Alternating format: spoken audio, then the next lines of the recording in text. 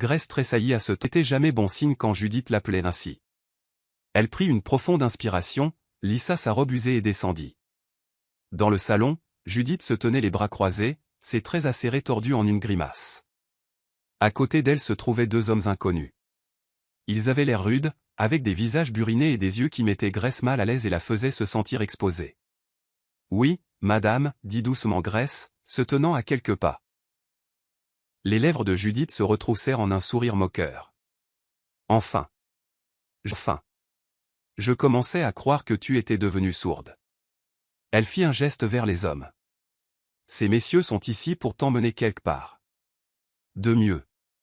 Un endroit où tu ne seras plus un fardeau. Grace cligna des yeux, confuse. M'emmener? Je ne comprends pas, l'un des hommes s'avança. Sa voix était bourrue. Ne nous fais pas perdre notre temps, gamine. Tu viens avec nous. La panique s'installa alors qu'elle comprenait. Le cœur de Grace battait à tout rompre. Mais, je ne veux aller nulle part. Papa n'a rien dit à ce sujet. Elle se tourna vers Judith, les yeux suppliants. Pourquoi faites-vous ça? S'il vous plaît, laissez-moi rester. L'expression de Judith se durcit, et elle s'approcha de Grace. Sa voix était froide et venimeuse. Ton père n'est pas là, et j'en ai fini avec toi. Tu crois que j'aime te nourrir, t'habiller, te garder sous mon toit? Tu n'es qu'un poids mort. Ces hommes sont prêts à se débarrasser de toi. Et je te suggère de coopérer. Des larmes montèrent aux yeux de Grace alors qu'elle reculait, secouant la tête. Non, s'il vous plaît. Je ne vous dérangerai pas. Je travaillerai plus dur. Ne me faites pas ça. L'autre homme, plus grand et plus menaçant, attrapa brutalement le bras de Grace.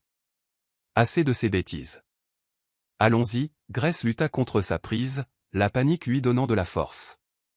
Lâchez-moi.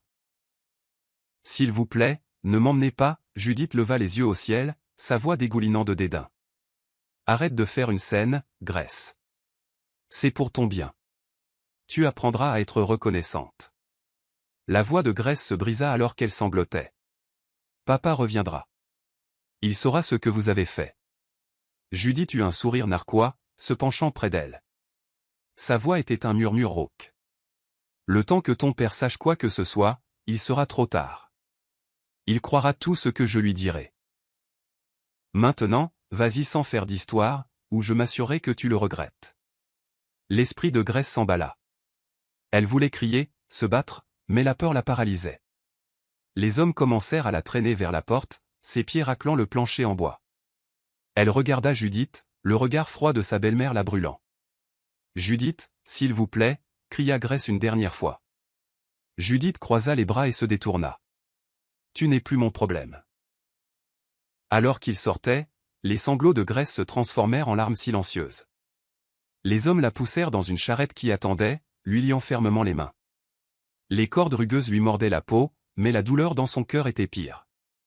Elle regarda la maison, espérant un signe de pitié, mais Judith ne prit même pas la peine de la regarder partir. La charrette s'ébranla, et Grace resta blottie dans un coin, le souffle court alors qu'elle essayait de comprendre ce qui venait de se passer. Les deux hommes parlaient à voix basse, discutant d'elle comme si elle était un objet. Elle est jeune et forte, dit l'un d'eux. Elle devrait rapporter un bon prix. L'estomac de Grace se noua à leurs mots. Elle serra les poings, les cordes s'enfonçant plus profondément dans ses poignets. La trahison lui brûlait la poitrine, mais sous la douleur se trouvait une étincelle de quelque chose de plus fort, la détermination. Elle fixa l'horizon, ses larmes séchant sur ses joues. Je survivrai, jura-t-elle silencieusement. Je ne sais pas comment, mais je le ferai. Et je m'assurerai que Judith paie pour ça. La charrette disparut sur la route poussiéreuse, laissant derrière elle la maison où Grace avait tout perdu. Sa mère, son enfance, et maintenant sa liberté. La charrette cahota sur la route poussiéreuse pendant des heures, ses roues grinçant sous le poids de sa charge. Grace resta blottie dans un coin, les poignets toujours fermement liés par des cordes grossières. Ses joues la piquaient à cause des larmes séchées, et son cœur lui faisait mal à chaque secousse de la charrette. Les deux hommes qui l'avaient emmenée la remarquaient à peine, parlant d'un ton bourru qui lui donnait la chair de poule. Elle sera utile, dit l'homme le plus grand. Sa voix était rude et méprisante. J'ai entendu dire que le contremaître cherchait de nouvelles mains. Elle est assez jeune pour supporter le travail. Grace resta silencieuse, la tête baissée. Elle ne voulait pas montrer sa peur, mais celle-ci bouillonnait en elle comme une tempête. Le mot « contremaître » la remplit d'effroi. L'autre homme eut un rire sombre. Ouais, mais elle a intérêt à apprendre à la fermer. Il ne tolère pas les pleurnicheries. Grace jeta un coup d'œil à l'horizon, le soleil couchant peignant le ciel de teintes orangées et rouges. C'était comme la fin de tout ce qu'elle avait jamais connu. Son esprit s'accrochait au souvenir de son père, la seule personne qui l'avait jamais fait se sentir en sécurité. Elle pria en silence pour qu'il la retrouve, même si au fond d'elle, elle savait que c'était peu probable. La charrette s'arrêta finalement devant un complexe fermé, entouré de hautes clôtures en bois. À l'intérieur, le son étouffé de voix et le cliquetis d'outils résonnaient dans l'air. Un homme corpulent avec une cicatrice le long de la joue s'approcha de la charrette, ses yeux scrutant Grace avec un mélange d'indifférence et de calcul. « C'est celle-là » demanda-t-il en la désignant du pouce. L'homme le plus grand hocha la tête. « Ouais. Elle est à toi maintenant. Le paiement a été réglé. » L'homme balafré grogna. « Bien. Nous avons besoin de plus de travailleurs. » Il fit un geste vers Grace. « Sors de là. » Grace hésita, ses jambes tremblant alors qu'elle essayait de se lever. L'homme le plus petit la poussa brutalement en avant. « Bouge-toi, gamine. » Elle trébucha hors de la charrette, atterrissant lourdement sur le sol. La terre collait à ses mains et à ses genoux, mais elle ne cria pas. L'homme balafré aboya des ordres. « Emmenez-la au baraquement. Elle commence à travailler à l'aube. » Une des travailleuses à proximité, une jeune femme nerveuse aux yeux fatigués, s'avança et attrapa le bras de Grace. Sa prise était ferme mais pas méchante. « Viens, » dit la femme à voix basse. « Je vais te montrer où aller. » Grace la suivit silencieusement, l'esprit tourbillonnant. Le complexe était un spectacle sinistre. Des rangées de cabanes en bois se dressaient en ligne nette, leurs toits affaissés et leurs murs rapiécés avec des planches dépareillées. Les travailleurs allaient et venaient, leurs visages usés et résignés. La femme conduisit Grace dans l'une des cabanes, où une douzaine d'autres jeunes filles s'entassaient dans un petit espace. L'air était épais de l'odeur de sueur et de bois humide. « C'est ici que tu dormiras » dit la femme en désignant une place vide sur le sol. « Je suis Ada. »« Comment t'appelles-tu » ?»« Grace » murmura-t-elle, sa voix à peine audible. Ada l'étudia un instant, son expression s'adoucissant. « Tu es nouvelle ici, n'est-ce pas ?» Grace hocha la tête, les larmes menaçant de couler à nouveau. « Ma place n'est pas ici. Ma belle-mère, elle m'a vendu. » La mâchoire d'Ada se serra. « Tu n'es pas la première. Et tu ne seras pas la dernière. Mais écoute-moi, Grace. Tu dois être intelligente. Ne réponds pas, fais ce qu'ils te disent, sinon ils te le feront regretter. » Grace déglutit difficilement, hochant la tête. Elle ne faisait pas confiance à sa voix pour parler. Cette nuit-là, alors que les autres filles sombraient dans un sommeil agité, Grace resta éveillée sur le sol dur, fixant le plafond fissuré. Son corps lui faisait mal. Mais son esprit refusait de se reposer. Le lendemain matin, une cloche bruyante sonna, réveillant tout le monde en sursaut. Ada secoua l'épaule de Grace. « Allez. Tu ne veux pas être en retard. » Les travailleurs furent parqués dans un grand champ ouvert où les outils étaient distribués. On tendit à Grace une houe rouillée et on lui indiqua une rangée de mauvaises herbes qui semblaient interminables. Le contremaître, l'homme balafré de la veille, arpentait le champ, aboyant des ordres et brandissant un fouet en cuir. « Plus vite !» « Pas de relâchement !» criait-il. Sa voix tranchant l'air matinal. Grace se pencha sur la terre dure, ses mains s'empoulant en quelques minutes. La sueur coulait sur son visage, et son dos lui faisait mal, mais elle ne s'arrêta pas. Elle remarqua Ada qui travaillait à proximité et murmura « Comment supportes-tu ça ?» Ada jeta un coup d'œil alentour pour s'assurer que personne n'écoutait. « On s'y habitue. Mais ne les laisse pas te voir lutter. Ils s'attaquent à la faiblesse. » Les heures passèrent, chacune semblant plus longue que la précédente. L'estomac de Grace gargouillait, mais la nourriture n'était distribuée qu'à midi, un petit bol de bouillie aqueuse. Elle mangea en silence, observant les autres travailleurs. Beaucoup étaient plus âgés. Leurs visages marqués par l'épuisement. Certains parlaient à peine, leurs esprits brisés. Le soir, les mains de Grace étaient à vif, ses muscles hurlant de protestation. Lorsque la cloche sonna pour signaler la fin de la journée, elle s'effondra sur le sol, trop fatiguée pour bouger. Ada l'aida à se relever, murmurant « Tu as survécu à ton premier jour. C'est déjà quelque chose. » La voix de Grace était rauque lorsqu'elle répondit. « Je ne sais pas si je peux recommencer. » L'expression d'Ada était sombre. « Tu dois le faire. Mais souviens-toi, Grace, cet endroit ne possède pas ton esprit. Ils peuvent briser ton corps, mais si tu gardes ton esprit fort, tu trouveras un moyen de sortir. » Cette nuit-là, Grace resta de nouveau éveillée, son corps secoué par la douleur. Mais les mots d'Ada résonnaient dans son esprit.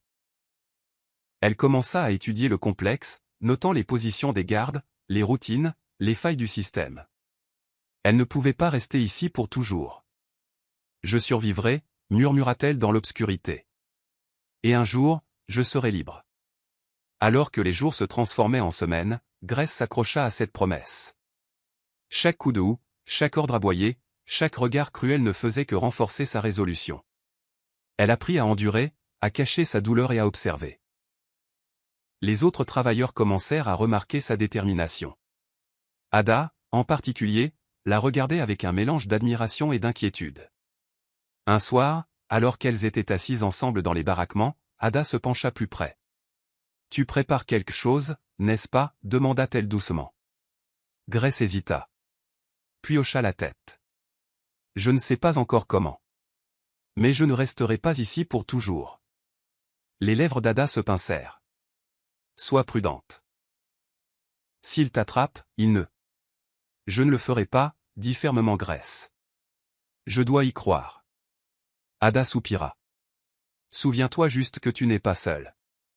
Si tu as besoin d'aide, je ferai ce que je peux. » Grace la regarda, la gratitude brillant dans ses yeux fatigués. « Merci. » Les deux femmes restèrent assises en silence, le poids de leurs circonstances pesant lourdement sur elles. Mais pour la première fois, Grace sentit une lueur d'espoir. Elle avait tout perdu, mais elle avait encore son esprit, sa volonté et son rêve de liberté. Le soleil tapait sans relâche alors que Grace travaillait dans le champ, la sueur coulant de son front. Les cris du contremaître résonnaient à ses oreilles, exhortant les travailleurs à aller plus vite. Ses mains étaient calleuses, son corps usé par le travail sans fin.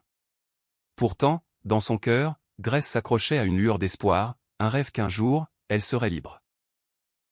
Ce jour-là, une étrange agitation secoua le complexe. Une voiture noire brillante s'arrêta près de l'entrée. Sa surface polie contrastait vivement avec l'environnement poussiéreux et sinistre. Un homme vêtu d'un costume élégant en sortit, sa peau foncée brillant sous le soleil. Il était grand, avec une barbe soigneusement taillée et un comportement calme et autoritaire. Sa présence commandait l'attention, et le contremaître se précipita pour le saluer. Les travailleurs s'arrêtèrent un instant, la curiosité dans leurs yeux lasses, mais retournèrent rapidement à leurs tâches sous le regard du contremaître. Grace garda la tête baissée, bien qu'elle ne pût s'empêcher de jeter un coup d'œil au nouveau venu. La voix profonde de l'homme traversa le champ. « Je suis ici pour inspecter les travailleurs. J'ai besoin de mains compétentes pour un projet en ville. »« Oui, monsieur Hassan, » répondit le contremaître en s'inclinant légèrement. « Nous avons beaucoup de travailleurs forts ici. Laissez-moi vous faire visiter. » Alors qu'il passait devant les rangées de travailleurs, les yeux vifs de monsieur Hassan scrutaient les ouvriers. Il s'arrêtait de temps en temps, posant des questions sur leurs compétences et leurs antécédents. Lorsqu'ils atteignirent la rangée de Grace, le contremaître aboya « Redressez-vous, les yeux droits devant. » Grace se leva lentement, s'essuyant le front du dos de la main. Son cœur battait à tout rompre alors que le regard de monsieur Hassan se posait sur elle. Il y avait quelque chose de différent dans son expression. De la curiosité mêlée à une pointe de gentillesse. « Et elle » demanda monsieur Hassan en désignant Grace. Le contremaître ricana. « Elle est jeune et forte, mais elle est nouvelle. Elle apprend encore le métier. » Monsieur Hassan s'approcha, étudiant Grace. « Comment t'appelles-tu » demanda-t-il doucement. « Grace » répondit-elle. Sa voix à peine plus qu'un murmure. « Depuis combien de temps es-tu ici, Grace » demanda-t-il, son ton doux mais interrogateur. « Quelques mois » dit-elle, gardant les yeux au sol. Monsieur Hassan fronça les sourcils, sentant son malaise. Regarde-moi, Grace. Lentement, elle leva son regard pour croiser le sien. Pour la première fois depuis des mois, elle vit une véritable préoccupation dans les yeux de quelqu'un. Cela la déconcerta, mais cela suscita aussi une faible lueur d'espoir. « Veux-tu rester ici » demanda-t-il. Grace hésita, ne sachant pas comment répondre. Finalement, elle murmura « non ». Le contremaître eut un rire sombre. « Aucun d'entre eux ne veut être ici, monsieur, mais c'est leur place. » L'expression de monsieur Hassan se durcit. Personne ne devrait être dans un endroit comme celui-ci. Combien pour sa liberté? Le contremaître cligna des yeux, décontenancé. Monsieur, elle a de la valeur. Forte, jeune. Ça vous coûtera cher. Je n'ai pas demandé un cours, dit fermement monsieur Hassan. Donnez votre prix.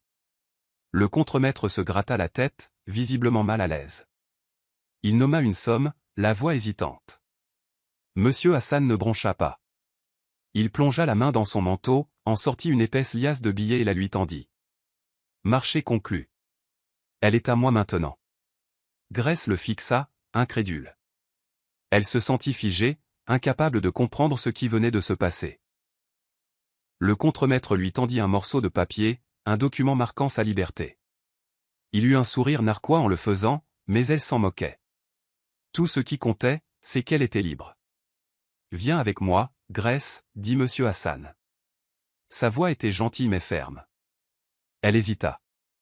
Regardant les autres travailleurs. Ada, sa seule amie, lui fit un petit signe de tête encourageant. Des larmes montèrent aux yeux de Grace alors qu'elle s'éloignait du champ qui avait été sa prison. Une fois dans la voiture, Grace s'assit raidement, les mains tremblantes sur ses genoux. Monsieur Hassan l'observa un instant avant de parler.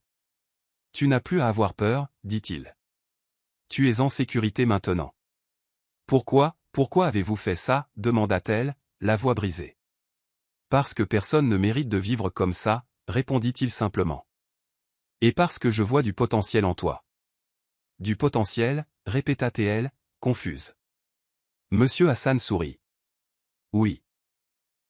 Il y a quelque chose en toi, Grace. Tu as un feu dans les yeux, même après tout ce que tu as traversé. Je crois que tu peux faire de grandes choses si on t'en donne la chance. » Des larmes coulèrent sur ses joues. « Je ne sais pas comment vous remercier. »« Tu n'as pas à le faire, dit-il. Mais je te demanderai une chose. Travaille dur. Utilise cette opportunité pour te construire une vie meilleure. Peux-tu le faire ?» Grace hocha la tête, sa résolution se renforçant. « Oui, monsieur. Je ferai de mon mieux. » Au cours des semaines suivantes, la vie de Grace changea radicalement. Monsieur Hassan l'accueillit dans sa maison, un grand domaine rempli de chaleur et de gentillesse. Il la présenta à son personnel, qui l'accueillit à bras ouverts. Pour la première fois depuis des années, Grace dormit dans un lit confortable, mangea des repas nourrissants et se sentit vraiment en sécurité. Un soir, alors qu'ils étaient assis dans son bureau, monsieur Hassan lui tendit une pile de livres. « Ceux-ci sont pour toi, dit-il. L'éducation est la clé de ton avenir. Je veux que tu apprennes tout ce que tu peux. » Grace prit les livres, les mains tremblantes. « Je ne sais pas par où commencer. »« Je t'aiderai, dit-il. Nous commencerons par les bases et nous construirons à partir de là. Tu es intelligente, Grace. Je sais que tu peux le faire. » Leurs leçons commencèrent le lendemain. M. Hassan était patient et encourageant, la guidant à travers la lecture, l'écriture et l'arithmétique. Grace absorbait les connaissances comme une éponge, sa soif d'apprendre grandissant de jour en jour.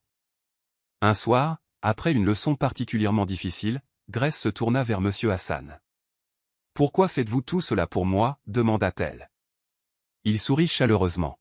« Parce que je crois qu'il faut donner une chance aux gens. Quelqu'un a fait la même chose pour moi quand j'étais jeune et en difficulté. Maintenant, c'est à mon tour de rendre l'appareil. » Grace sentit une boule dans sa gorge. « Je vous promets que je ne vous décevrai pas, je sais que tu ne le feras pas, dit-il. Tu as le cœur d'une combattante, Grace.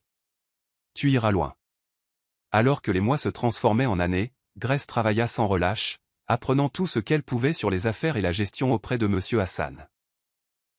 Il devint plus qu'un mentor. Il devint la figure paternelle qu'elle avait perdue. Sous sa direction, elle devint une jeune femme confiante et capable, prête à conquérir le monde. La maison qui se dressait autrefois fièrement semblait maintenant s'affaisser sous le poids de la négligence. Judith était assise à la table de la cuisine, fixant la pile de factures impayées. Les revenus réguliers que son mari avait fournis avaient disparu depuis longtemps, et ses propres tentatives de gérer les finances du ménage avaient été désastreuses. Chaque recoin de la maison portait les signes de son échec. Des toits qui fuient, des murs délavés et un silence qui semblait plus lourd chaque jour. À l'étage, le son de la respiration laborieuse d'Ivy brisait l'immobilité. La fille de Judith était malade depuis des semaines, et aucune quantité de remèdes maison ou de prières à moitié sincères ne semblait aider. Les joues autrefois roses d'Ivy étaient pâles, ses yeux cernés. Judith s'était toujours targuée d'être en contrôle, mais mainte. Judith monta les escaliers, ses pas lourds. Elle poussa la porte de la chambre d'Ivy. La vue de sa fille, frêle et à peine capable de s'asseoir, lui tordit le cœur. « Maman » murmura faiblement Ivy, sa voix à peine audible. « Ça fait mal. » Judith se précipita à son chevet, posant une main tremblante sur le front d'Ivy. Sa peau était brûlante. « Je sais, ma chérie. Je sais » murmura Judith, essayant de cacher la panique dans sa voix. Des larmes montèrent aux yeux d'Ivy. « Est-ce que je vais mourir ?»« Non » lança Judith, plus sèchement qu'elle ne l'aurait voulu. Elle adoucit son ton. « Non, tu ne vas pas mourir. Je trouverai de l'aide. Je ferai tout ce qu'il faut. » Mais alors que Judith prononçait ces mots, un sentiment de vide s'installa dans sa poitrine. Elle n'avait pas d'argent pour payer un médecin. Et les gens de la ville la méprisaient.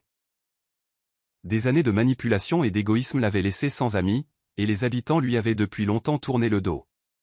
Judith essuya le front d'Ivy avec un chiffon humide, murmurant « Repose-toi, mon amour. Je vais m'occuper de toi. » Mais la voix faible d'Ivy l'arrêta. « Tu dis toujours ça, maman. Mais rien ne s'améliore. » Judith se figea. Les mots étaient comme un poignard dans son cœur. Elle ne pouvait nier la vérité qu'ils contenaient. Elle avait toujours promis de protéger Ivy, mais maintenant, alors que la vie de sa fille ne tenait qu'à un fil, tout ce que Judith avait, c'était des mots vides. Le lendemain matin, Judith s'aventura en ville. Les rues grouillaient de gens, mais leurs visages se refroidirent en la voyant. Elle s'approcha de Madame Harper, la propriétaire de la boulangerie locale, avec une humilité forcée. « Bonjour, Madame Harper » commença Judith, essayant de prendre un ton amical. Madame Harper plissa les yeux. « Judith ? Que veux-tu » Judith hésita. « Ma fille, Ivy, est très malade. J'ai besoin d'argent pour appeler un médecin. Je te rembourserai, je le jure. » Madame Harper ricana. « Me rembourser ? Avec quoi ? J'ai déjà entendu cette excuse de ta part, Judith. Je ne tomberai plus dans le panneau. S'il vous plaît, supplia Judith, la voix brisée. Ivy est tout ce qui me reste. Ce n'est qu'une enfant. » Madame Harper croisa les bras. Peut-être que si tu avais mieux traité les autres, quelqu'un se soucierait assez de t'aider. Mais toi ? Tu es seule. Le visage de Judith brûlait de honte alors qu'elle se détournait.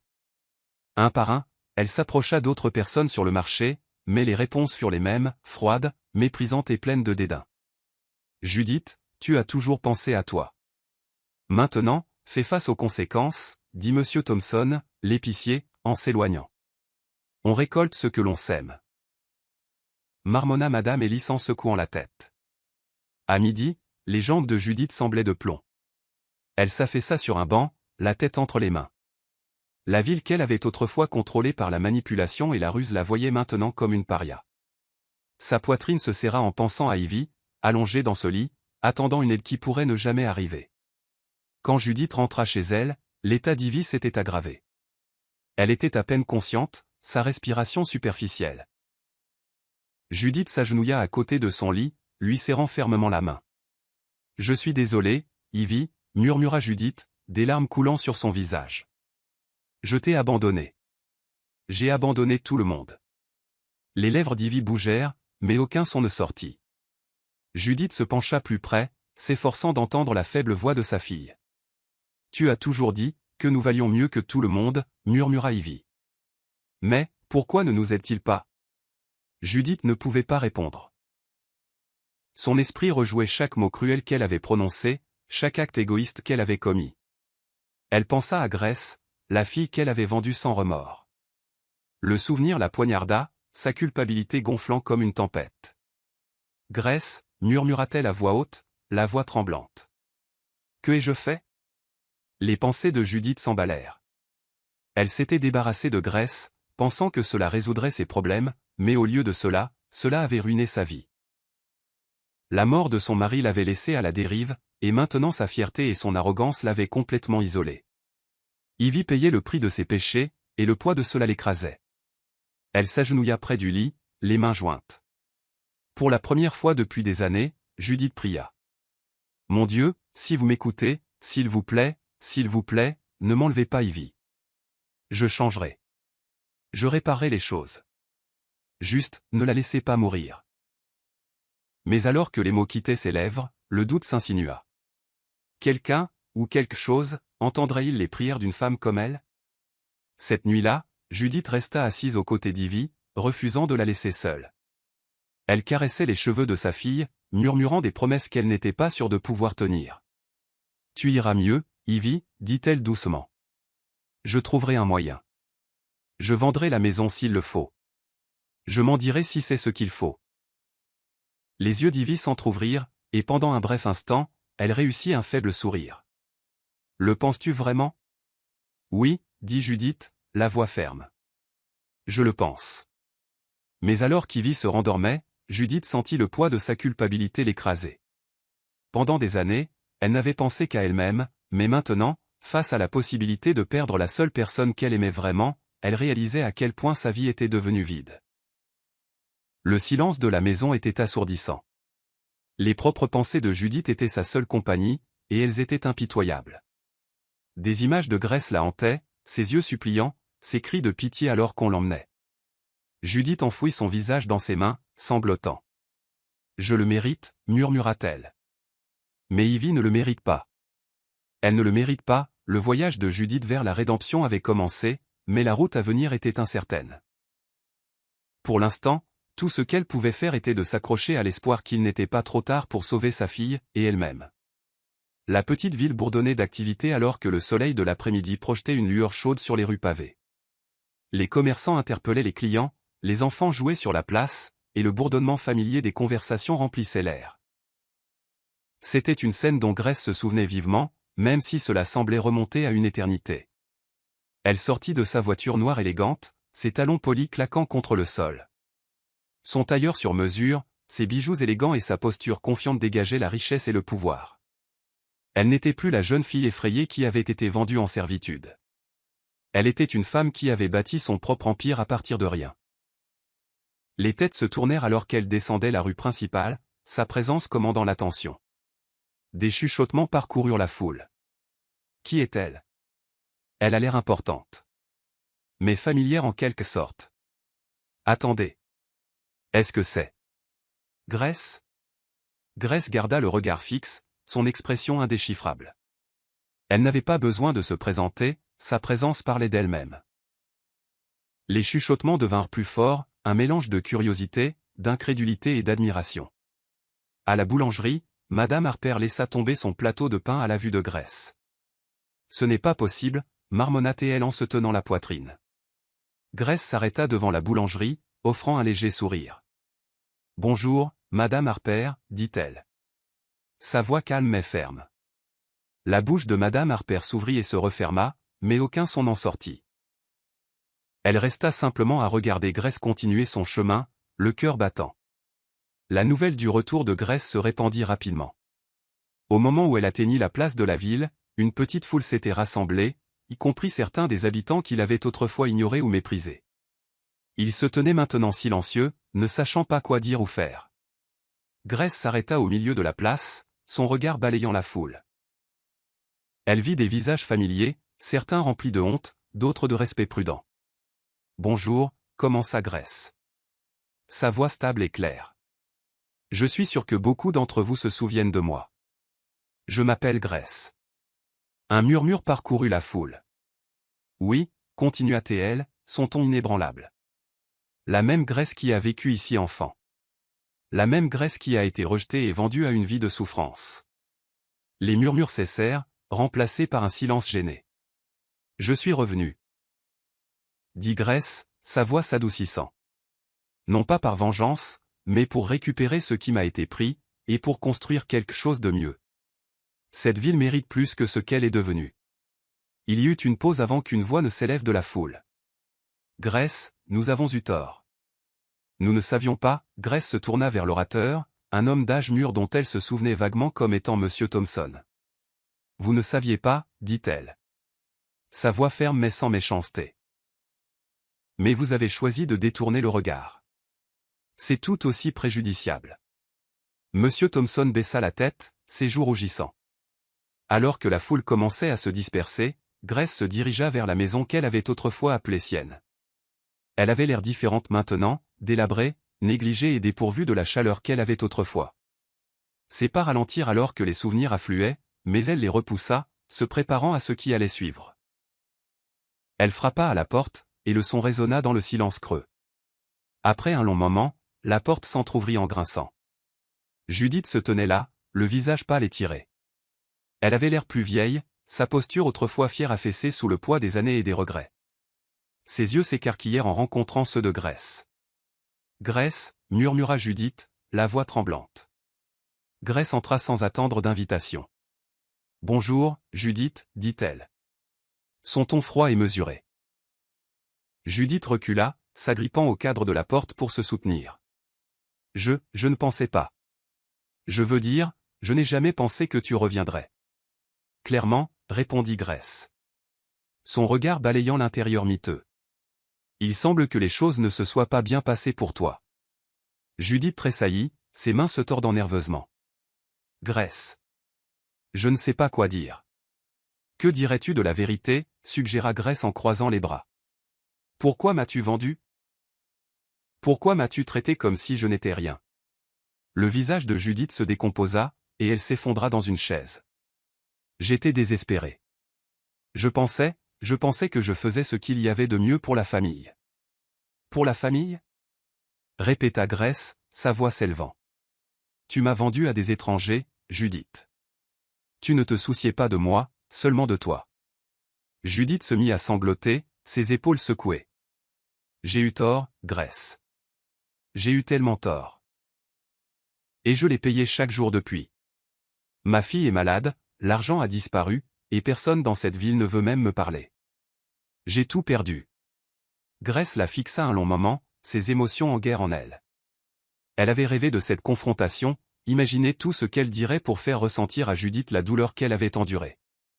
Mais maintenant, debout ici, tout ce qu'elle ressentait était de la pitié. Je ne suis pas venu ici pour te voir souffrir, dit finalement Grace.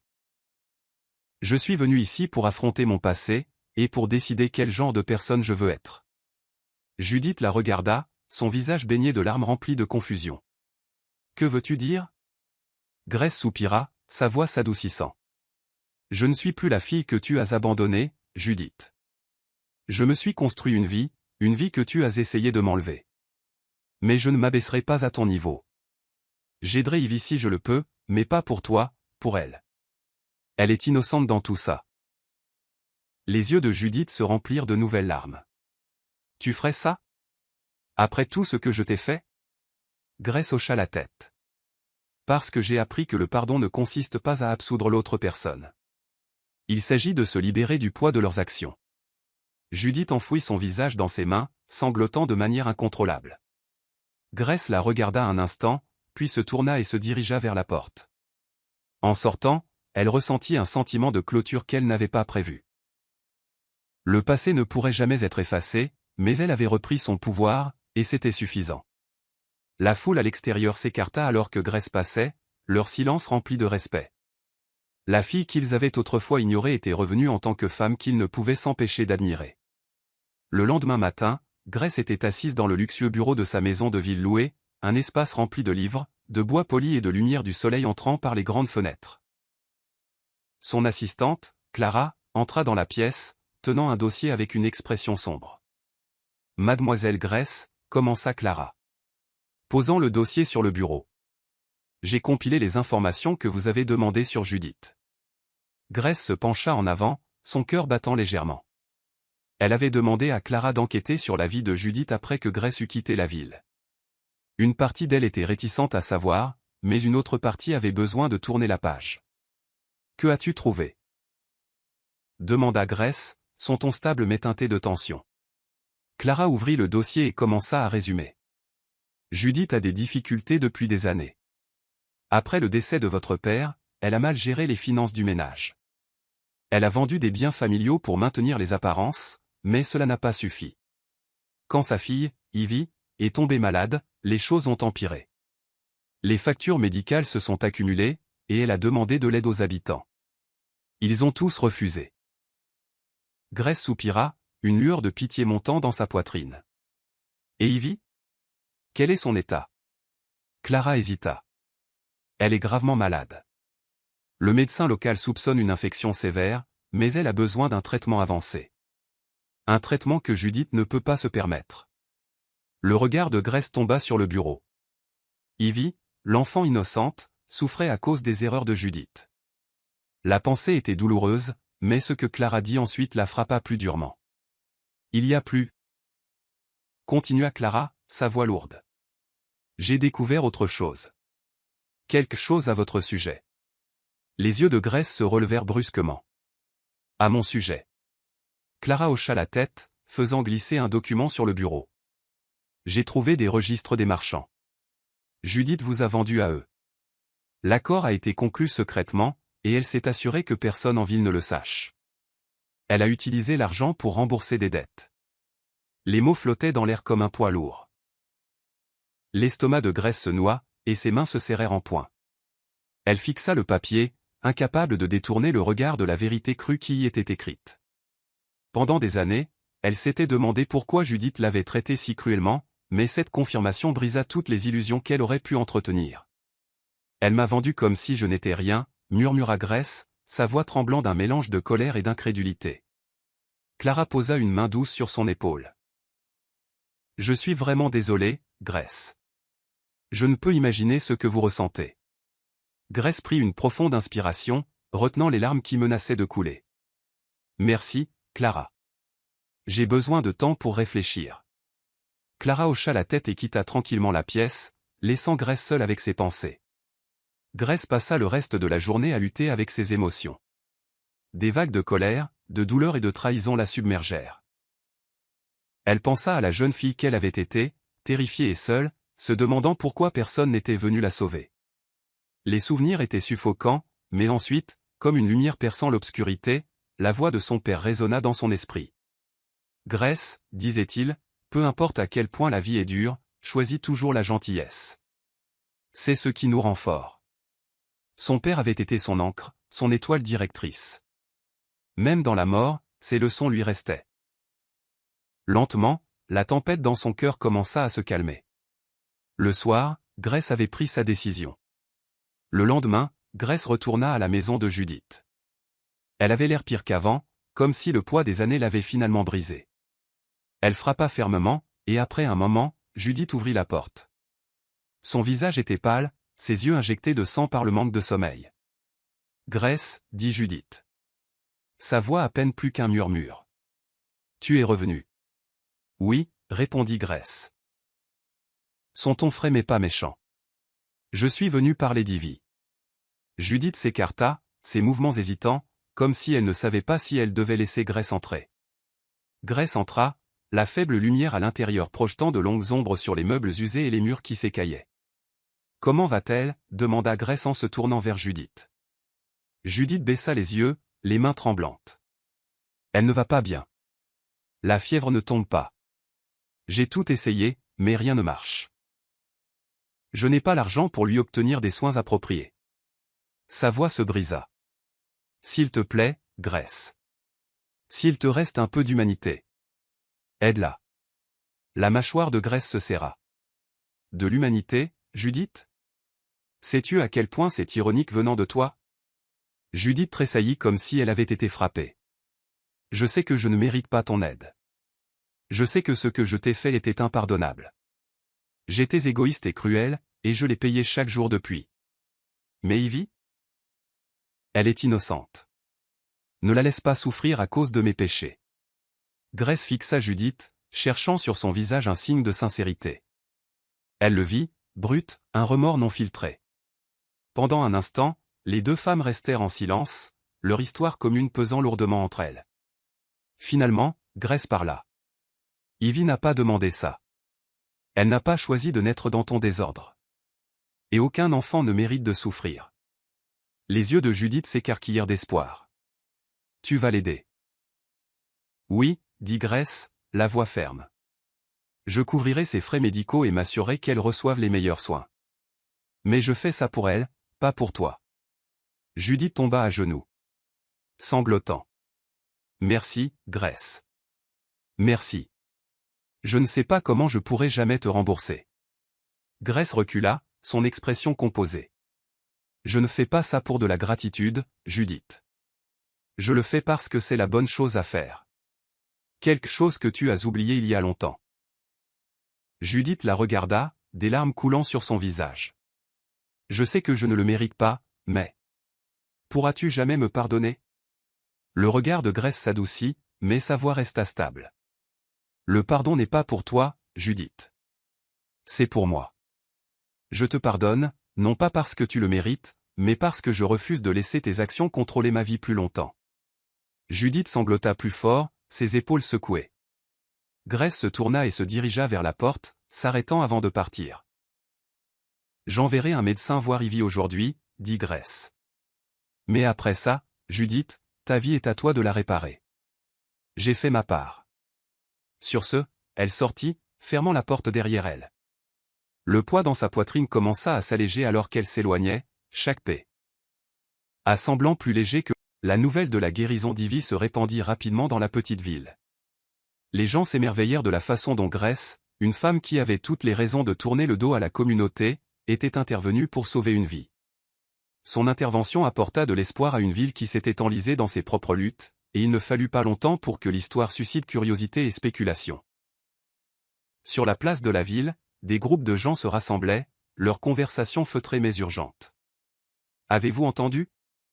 Grace a payé pour le traitement d'Ivy, dit Madame Harper. Ivy, dit Madame Harper, la boulangère, en s'essuyant la farine des mains tout en parlant à un client.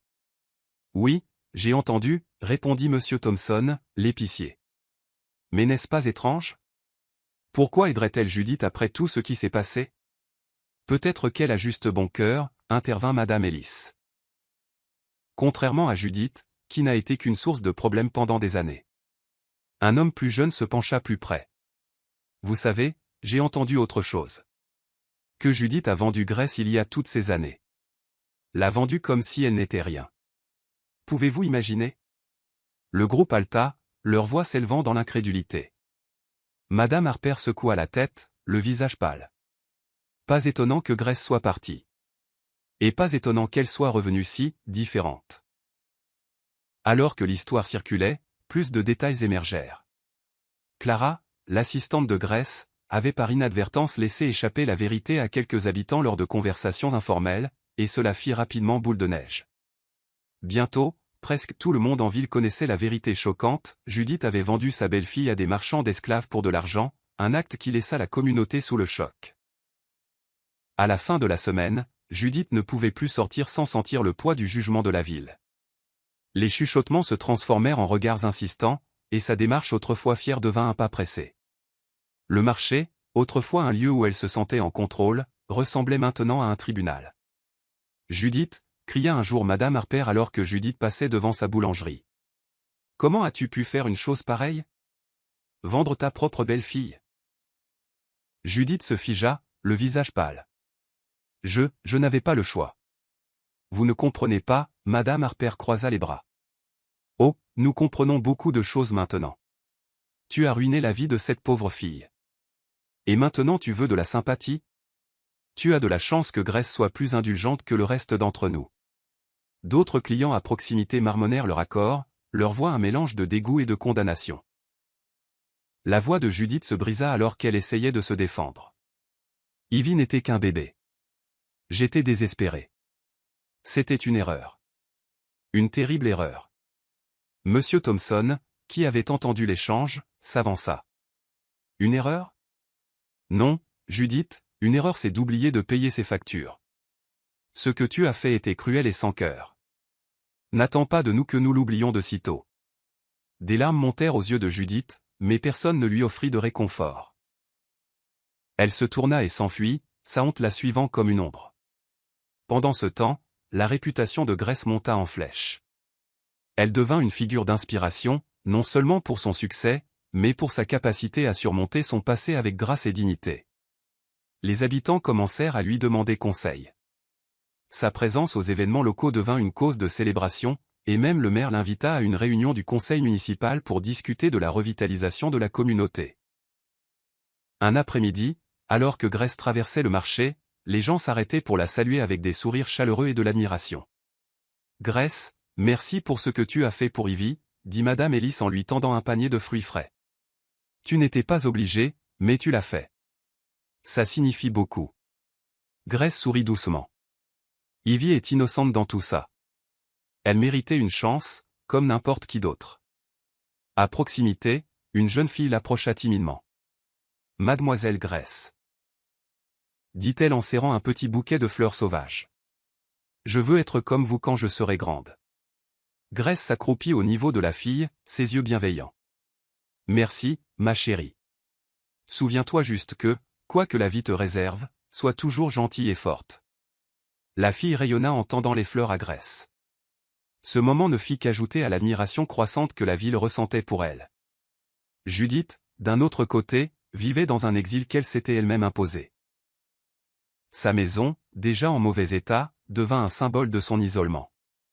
Personne ne lui rendait visite, et même ceux qui avaient autrefois toléré ses manières manipulatrices l'évitaient comme la peste. Un soir, Grace décida de se rendre chez Judith. Elle avait appris de Clara que Judith n'avait pas été vue depuis des jours et se sentit obligée de vérifier comment elle allait. Quand elle arriva, la porte s'entr'ouvrit en grinçant pour révéler une femme qui semblait bien plus âgée que ses années. Les traits autrefois fiers de Judith étaient marqués par des rides de regret, et ses yeux étaient ternes. « Grace, » dit Judith, la voix tremblante. « Pourquoi es-tu ici ? » « Je voulais voir comment tu allais, » répondit Grace en entrant. La pièce était faiblement éclairée, l'air lourd d'une odeur de négligence. Judith s'effondra dans une chaise, les mains tremblantes. « Je suppose que tu es venu te réjouir. Tout le monde m'a fait comprendre à quel point il me méprise. » Grace secoua la tête. « Non, Judith. Je ne suis pas venu pour me réjouir. Ce n'est pas qui je suis. » Judith la regarda, des larmes coulant dans ses yeux. « Alors pourquoi ? Pourquoi t'en soucies-tu, après ce que je t'ai fait ? » Grace soupira, s'asseyant en face d'elle. « Parce que j'ai appris quelque chose que tu n'as jamais appris. S'accrocher à la colère ne fait que t'empoisonner. Le pardon ne signifie pas que j'oublie ce que tu as fait. Cela signifie que je choisis de ne pas le laisser me définir. » Les larmes de Judith coulèrent, sa voix se brisant. « Je ne mérite pas ton pardon, Grace. Je ne mérite rien. » C'est peut-être vrai, dit doucement Grace. Mais Ivy ne méritait pas de souffrir pour tes erreurs. Et moi non plus. La vie a une façon de rééquilibrer la balance, Judith. Tu fais face aux conséquences de tes actions maintenant. C'est à toi de décider comment avancer. Judith enfouit son visage dans ses mains, sanglotant de manière incontrôlable. Grace se leva, son sang-froid inébranlable. « Prends soin d'Ivy, » dit Grace en se dirigeant vers la porte. « C'est ta chance de faire quelque chose de bien. » Dehors, l'air était frais et rafraîchissant.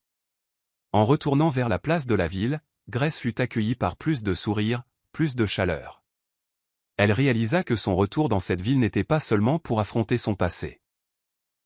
C'était pour montrer à tout le monde, y compris à elle-même, le pouvoir de la résilience et de la compassion.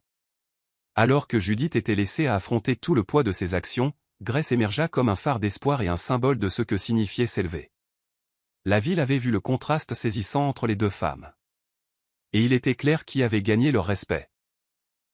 À la fin, la force et la gentillesse de Grace n'avaient pas seulement transformé sa propre vie, mais avaient remodelé toute la communauté. Son héritage était celui de l'intégrité, de la compassion et du triomphe sur l'adversité. Cela faisait quelques semaines depuis la guérison d'Ivy, grâce aux soins médicaux que Grace avait organisés. La ville s'était largement calmée après la tempête de révélation, mais pour Ivy, un poids restait lourd sur son cœur. Elle avait entendu les chuchotements sur la trahison de sa mère, les choses qu'elle avait faites à Grace, et les sacrifices que Grace avait faits malgré tout. Ivy ne pouvait ignorer la honte qu'elle ressentait, même si les choix n'avaient pas été les siens. Un après-midi, alors que le soleil projetait des rayons dorés sur la place de la ville, Ivy rassembla le courage de s'approcher de la maison de ville de Grace. Ses jambes tremblaient alors qu'elle frappait à la grande porte en bois, serrant le petit bouquet de fleurs sauvages qu'elle avait cueilli en chemin. Une femme de chambre répondit et l'introduisit dans un salon, où Grace lisait près d'une grande fenêtre. Grace leva les yeux, surprise de voir Ivy. Elle marqua sa page dans le livre et le mit de côté, son expression neutre mais pas méchante. Ivy. S'il te plaît, entre. Ivy hésita un instant, puis s'avança, tordant nerveusement les tiges des fleurs. Mademoiselle Grace. Je veux dire, Grace. Je voulais vous parler. Grace lui fit signe de s'asseoir, son ton mesuré. Bien sûr. Que as-tu en tête? Ivy s'assit sur le bord de la chaise, la voix tremblante. Je ne sais pas comment vous remercier pour ce que vous avez fait. Vous m'avez sauvé la vie, même après tout. Je sais ce que ma mère vous a fait. Je sais à quel point c'était horrible. Grace étudia attentivement Ivy. La jeune fille était encore pâle, son corps affaibli par des semaines de maladie, mais ses yeux témoignaient de sa sincérité. Continue, dit Grace, la voix calme. Je suis tellement désolé, dit Ivy, des larmes montant à ses yeux. Pour ce que ma mère a fait. Pour la douleur qu'elle vous a causée. Je sais que je ne peux pas changer le passé, mais je veux réparer les choses. D'une manière ou d'une autre. Grace se pencha en arrière, réfléchissant à ces mots. Ivy, tu n'étais qu'une enfant quand tout ça est arrivé. Tu n'avais aucun contrôle sur les actions de ta mère. Je sais, dit Ivy, la voix brisée. Mais je peux prendre mes responsabilités maintenant. Je veux reconstruire une relation avec vous.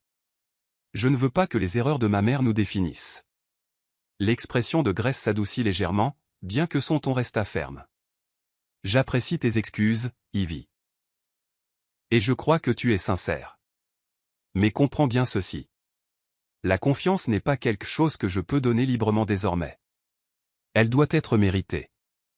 Ivy hocha rapidement la tête, essuyant ses larmes. Je comprends. Je ferai tout ce qu'il faut pour me prouver à vous. Vous êtes tout ce que j'admire, Grace. Votre force, votre gentillesse. Je veux être comme vous. Les lèvres de Grace se courbèrent en un léger sourire. C'est un bon point de départ, Ivy. Si tu veux reconstruire la confiance, montre-le par tes actions. Sois honnête. Sois compatissante. C'est ainsi que les relations se développent. Ivy posa les fleurs sauvages sur la table entre elles. Merci, Grace. De m'avoir donné cette chance. Je ne vous décevrai pas, Grace hocha la tête, se levant pour guider Ivy vers la porte. Nous verrons comment les choses évoluent, Ivy. Un pas à la fois. Au cours des mois suivants, Ivy tint parole.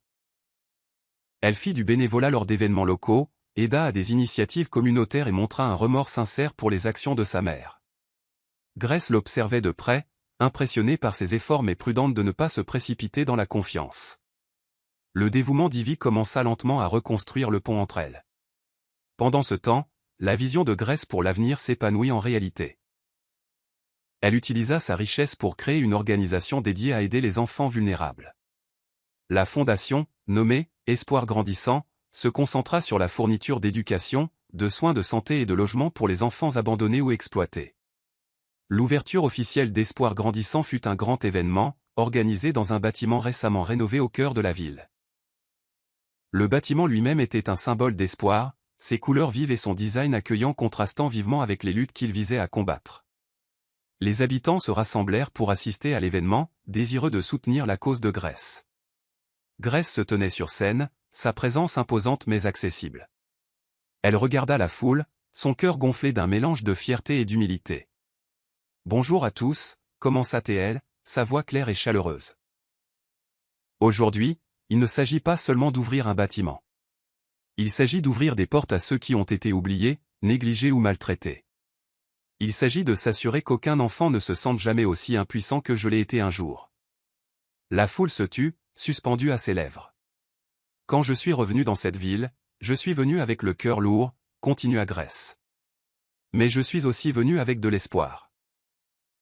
L'espoir que nous pourrions créer une communauté où la compassion triomphe de l'égoïsme, où la gentillesse est une force, pas une faiblesse. Espoir grandissant est ma façon de transformer la douleur en but. Et je suis honoré de partager ce voyage avec vous tous. Des applaudissements éclatèrent, remplissant l'air d'une énergie à la fois festive et profondément émouvante. Ivy se tenait au premier rang, des larmes coulant sur son visage alors qu'elle applaudissait plus fort que quiconque. Après les discours, Grace se mêla à la foule. Des gens de tous âges l'approchèrent pour exprimer leur gratitude et leur admiration. Grace, dit M. Thompson en lui serrant la main. Vous avez fait quelque chose de vraiment remarquable ici. Cette ville vous doit plus que nous ne pourrons jamais rembourser. Grace sourit. Je ne cherche pas à être remboursé, Monsieur Thompson. Je veux juste faire une différence. Plus tard dans la soirée, alors que l'événement touchait à sa fin, Ivy s'approcha de nouveau de Grace. Elle tenait un petit carnet, ses mains tremblant légèrement alors qu'elle le tendait. « Qu'est-ce que c'est » demanda Grace en prenant le carnet. « J'ai noté des idées » dit timidement Ivy. « Des moyens d'aider espoir grandissant. Je pensais, peut-être que je pourrais faire du bénévolat. Ou aider de la manière que vous jugerez appropriée. » Grace feuilleta le carnet, son cœur s'adoucissant en voyant les notes manuscrites et les croquis d'Ivy. « Tu as beaucoup réfléchi à cela. » Je veux faire partie de quelque chose de bien, dit Ivy avec ferveur. Quelque chose de plus grand que moi. Grace ferma le carnet, un sourire sincère se dessinant sur son visage. D'accord, Ivy.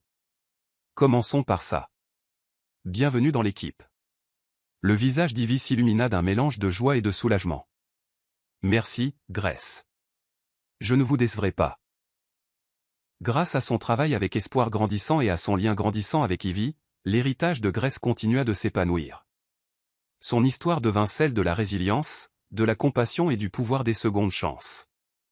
Elle transforma non seulement sa propre vie, mais aussi la vie d'innombrables autres personnes, s'assurant que son passé devienne le fondement d'un avenir plus radieux. La maison dont Judith s'était autrefois enorgueillie était devenue sa prison. Les volets étaient fermés la plupart du temps, bloquant la lumière et les regards curieux des habitants. La poussière s'accumulait sur les meubles, et l'air à l'intérieur était lourd de silence. Judith passait ses journées à arpenter le petit salon ou à s'asseoir près de la fenêtre, regardant le monde extérieur mais trop honteuse pour y mettre les pieds. Ses voisins la remarquaient à peine maintenant. Les conversations animées qu'elle entendait autrefois devant sa porte s'étaient transformées en chuchotements étouffés chaque fois que son nom était mentionné. La ville avait tourné la page, embrassant Grace comme leur nouveau symbole d'espoir, laissant Judith se morfondre dans ses regrets. Elle se surprenait souvent à regarder la place de la ville, où des bannières promouvant la fondation de Grace, espoir grandissant, flottaient dans la brise. Chaque vue du nom ou du visage de Grace était comme un rappel cinglant de ce qui aurait pu être. Un après-midi, Judith était assise à sa table de cuisine, une tasse de thé intacte devant elle. Ivy entra tranquillement dans la pièce, portant un sac de courses qu'elle avait acheté avec l'argent de son nouveau travail à la fondation de Grace. « Maman » dit doucement Ivy en posant le sac. Judith la regarda mais ne dit rien. « Tu devrais sortir » continua Ivy. « Prendre l'air. Ça pourrait t'aider. » Judith secoua la tête. « Non. À quoi bon ? Personne ne veut me voir. Ils me détestent tous. »« Ils ne te détestent pas, maman, » répondit gentiment Ivy. « Ils ne te comprennent tout simplement pas. Mais tu peux changer ça si tu essaies. » Judith ricana. « Comment puis-je changer quoi que ce soit ? Grace est l'héroïne maintenant. Le monde l'aime. Et que suis-je ? Un monstre qui a vendu sa propre belle-fille. » L'expression d'Ivy s'adoucit. « Tu as fait des erreurs terribles. Mais rester assise ici à te morfondre dans la culpabilité ne résoudra rien. Grace a trouvé un moyen d'avancer. Peut-être que tu le peux aussi. » Judith regarda Ivy, la voix tremblante. « Tu penses qu'elle me pardonnera un jour ? Vraiment me pardonner ? Je pense qu'elle l'a déjà fait, dit Ivy. Mais le pardon ne signifie pas l'oubli. Tu devras prouver que tu as changé. Judith baissa les yeux sur ses mains tremblantes. Je ne sais même pas par où commencer. Commence par vivre, dit Ivy. Sors. Montre aux gens que tu es prête à être meilleure. Il n'est pas trop tard. Mais Judith resta assise, sa culpabilité un poids lourd qu'elle ne pouvait soulever. Ivy soupira et quitta la pièce, laissant sa mère seule avec ses regrets. À l'autre bout du monde, Grace se tenait devant un immense public lors d'un sommet mondial à Genève. La salle était remplie de dirigeants influents, de philanthropes et de militants, tous réunis pour entendre des histoires de résilience et d'innovation. L'invitation de Grace à prendre la parole était un témoignage du chemin qu'elle avait parcouru. D'une jeune fille impuissante vendue en servitude à un phare d'espoir pour d'innombrables autres. Elle se tenait sur scène, son tailleur blanc sur mesure brillant sous les lumières. Un diaporama défilait derrière elle, montrant des images du travail de sa fondation, des enfants souriants tenant des livres, de nouvelles maisons construites pour des familles, et des ateliers conçus pour autonomiser les plus vulnérables. Le public regardait avec admiration alors que Grace commençait à parler. « Bonsoir à tous, dit-elle, sa voix stable et chaleureuse. C'est un honneur de me tenir devant vous aujourd'hui et de partager une histoire dont, pendant longtemps, je ne pouvais même pas parler sans douleur. » La salle se tut, tous les yeux rivés sur elle. « Je m'appelle Grace, continua-t-elle. Et j'ai été autrefois une enfant qui a tout perdu. Ma mère est décédée, et ma belle-mère, par désespoir ou par cruauté, je ne sais toujours pas lequel, m'a vendue en servitude. Pendant des années, j'ai vécu dans la peur et l'obscurité, incertaine si je reverrai un jour la liberté. » Un murmure parcourut la foule, mais la voix de Grace resta calme. « Mais j'ai survécu, dit-elle fermement. Et j'ai appris que même dans les moments les plus sombres, il y a une étincelle d'espoir. Cette étincelle a grandi grâce à des gens qui ont cru en moi, qui m'ont donné l'opportunité de surmonter mes circonstances. Un homme en particulier, M. Hassan, est devenu mon mentor et m'a montré le pouvoir de la gentillesse. Il ne m'a pas seulement sauvé, il m'a donné les moyens d'agir. » Le public applaudit doucement, ému par ces paroles. « Aujourd'hui, continua Grace, je me tiens ici non pas comme une victime mais comme une... Et j'ai consacré ma vie à faire en sorte qu'aucun enfant n'endure la douleur que j'ai connue. Grâce à ma fondation, Espoir grandissant, nous avons fourni éducation, soins de santé et abri à plus de 10 000 enfants vulnérables. Mais ce n'est que le début. » La foule éclata en applaudissements, le son résonnant dans la salle. Grace fit une pause, laissant l'émotion s'installer avant de continuer. « Le pardon ?» dit-elle, sa voix plus douce maintenant, est la leçon la plus difficile que j'ai jamais apprise. Pardonner aux gens qui m'ont blessé n'a pas été facile. Mais j'ai réalisé que le pardon ne les concerne pas eux, il s'agit de se libérer des chaînes de la colère et de l'amertume. Il s'agit de reprendre son pouvoir. Elle prit une profonde inspiration, son regard balayant la foule. J'ai pardonné à ma belle-mère, non pas parce qu'elle le méritait, mais parce que je méritais la paix. Et j'espère qu'en partageant mon histoire, je pourrai inspirer d'autres personnes à trouver la force dans le pardon et la résilience face à l'adversité. La standing ovation qui suivit fut tonitruante. Les gens se levèrent, applaudissant et acclamant Grace, leur admiration brillant dans leurs yeux. Alors que les applaudissements continuaient, Grace ressentit un sentiment d'accomplissement qu'elle n'avait jamais connu.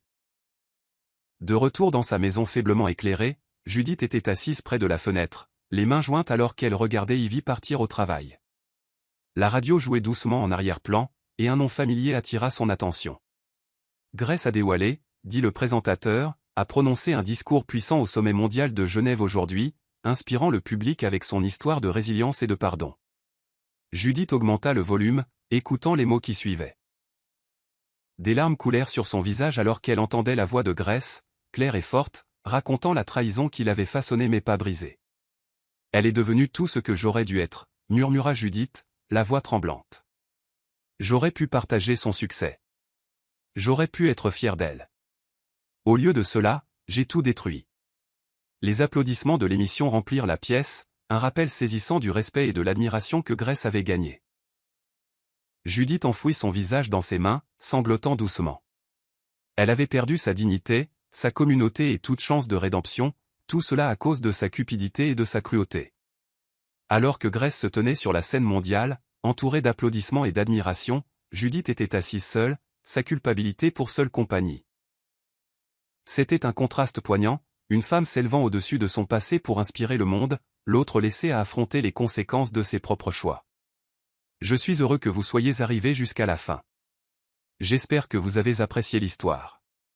N'hésitez pas à appuyer généreusement sur ce bouton « J'aime » et à vous abonner pour d'autres récits captivants comme celui-ci.